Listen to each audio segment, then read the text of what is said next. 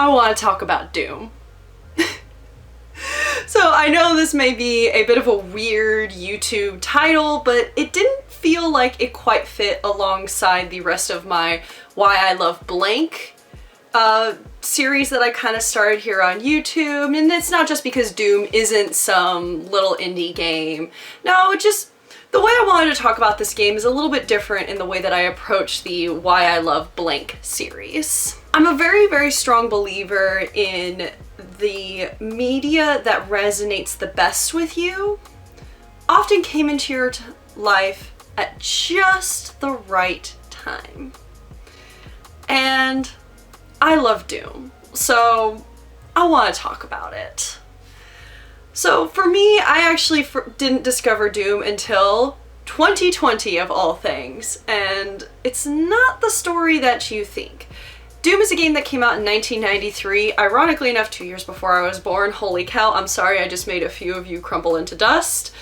And then through several sequels later on, eventually it was remade / remastered completely with the 2016 release, and then its sequel, the 2020 release, Doom Eternal.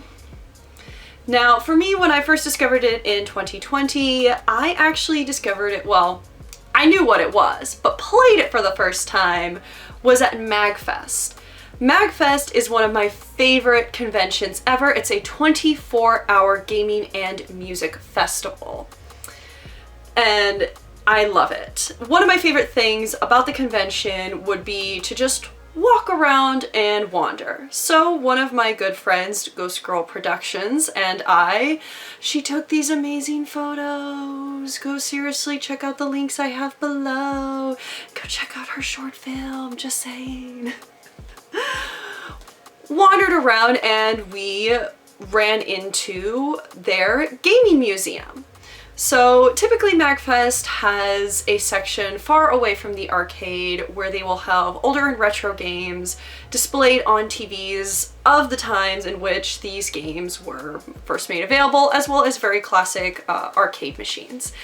And we wandered around, Ghost Girl kicked my butt in Pong, and we came up across a collection of 90s PCs and monitors and keyboards that had Doom. She told me about how she grew up playing that game, and I was like, well, I've always wanted to try Doom. Why not? We're having fun, let's do it. And I absolutely loved it. I was in no way good at it, but I enjoyed it. I've always loved FPS games, and I'd had Doom on my radar for a while, but because I didn't really start PC gaming until I was in college, and most of the console gaming that I did in middle school and high school wasn't stuff like Doom, I kind of was playing catch up essentially, and I've been playing catch up for a while. So I was like, okay, the 2016 version is on sale, I'll buy it. I didn't get around to it immediately because, like most gamers, buying games and playing games are two separate hobbies. But of course, the unmentionable event kicked up a notch and really hit hard in March. I was very, very fortunate, and I had a day job at the time that allowed me to work entirely from home. I had already been doing a good chunk of my work. 3 out of the 5 days of work was already from home, so the transfer wasn't necessarily a difficult one. However, I wasn't happy with that job. It was highly stressful. I wasn't happy with the way that certain things were managed. That's not the point. And of course I had been doing streaming on Twitch and such for a little bit, so I was like, okay, well, let's, like most people, I slowly started to ease myself more and more into streaming, and the 2016 Doom was one of those early games that I streamed on my very, very terrible laptop that cannot handle streaming at all. And I was like, this is pretty cool. I'm into this. This aesthetic, this feel, I like this. So I started playing more in my spare time, and it became a very, very lovely thing to play. And I was like, I like this. This is fun. I'm having a good time. Oh, look, you know, Eternal just came out. I'll buy it and I'll get around to it because I'm a little too busy playing Animal Crossing at the moment. Well, almost a year goes by, a couple months go by, lots of things changed in my life, from living situation to just other stresses and other good things in life, and I finally eventually got around to playing Eternal. And boy howdy was I in love. It was, dare I say, cathartic. Now, I don't mean cathartic in the sense of, ooh, I'm really stressed out and I just want to rip something apart. There's a sense of flow that Doom is really, really good at with its remakes. I mean, even you feel that in the original versions of just moving from one body to the next and how you benefit from chain attacks and how fluid so much of the guns are. I mean, it's a run and gun type of game, comboed with the cartoonish aspects of glory kills and the theme music. Now, I'm no psychologist, but I am going to link a few studies below that I was able to pull into some basic research about how heavy metal music is actually cited as one of the most relaxing things that you can listen to. It can be a really great way for you to process intense emotions in a safe space, most often anger, but it can be other emotions as well. And for me, it just kind of lets me zone out and enter a flow. I felt so relaxed. And again, I was in love with the visuals of the game. I was just having an overall good time. And I feel like if I had tried this game during a time where I wasn't as stressed, or maybe even now, I'm not sure if I would have gotten that same level of relaxation I did. I mean, it seriously got to the point where I would joke with friends and other people that, oh, if you see me through Steam or Discord, if I'm playing Sims 4 or Doom Eternal, just know I probably had a bad day at work and I don't want to talk right now. It just gave me a sense of relaxation. I could turn my brain off, listen to the music and soundtrack of the game, and just rip and tear my way through a demon horde. And that is something absolutely lovely about games. And I mean, any type of game can provide you with this level of catharsis. I certainly have my fair share of cozy games that have given me the same exact sensations and vibes. It just, this one was exactly what I needed at that moment. Now, question time, homework time, and please do leave in the comments below. I'm sure you, if you play video games, have had that same sensation. That game that you found when you were really having a hard time, or you just felt overwhelmed, or maybe it's also a video game you fell in love with as a child could have given you that same exact sensation. I didn't grow up with Kingdom Hearts, and therefore I don't have the same nostalgia and love that so many of my other friends do. I just didn't hit it at the right time. I'm hitting it as an adult, not necessarily as much when I need it. Though, I'm sure once I start to continue more and more into the series, it might do that for me. I'm often surprised by what games resonate with me, and most of the time, ironically enough, they resonate with me not just because they're good games, but because it's exactly what I needed, whether it be the message, the music, the visuals, whatever have you. It's something that is powerful about media in general. Same thing could be said about reading that perfect book that made you cry after a bad breakup, or watching that movie that really made you laugh when you absolutely needed it, or maybe it had a message that gave you a good kick in the pants that you needed to get off your butt. And for me personally, one of the other ways that I get through a lot of stress and energy that I have going on, and how I show my love about certain pieces of media, is through cosplay.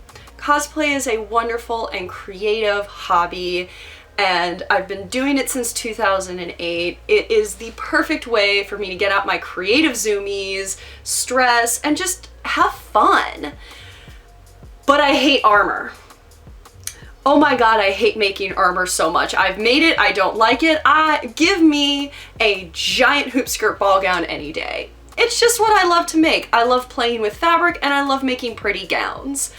But boy, did I really want to cosplay something from Doom.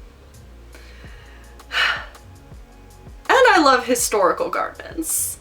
Now, this is where I got the idea to do a Regency era gown based around the Doomslayer, heavily referencing at elements of Doom Eternal, because I'm not gonna lie, I did like Doom Eternal a little bit more than Doom 2016 for all of those reasons cited prior. It just, chef's kiss, beautiful, amazing.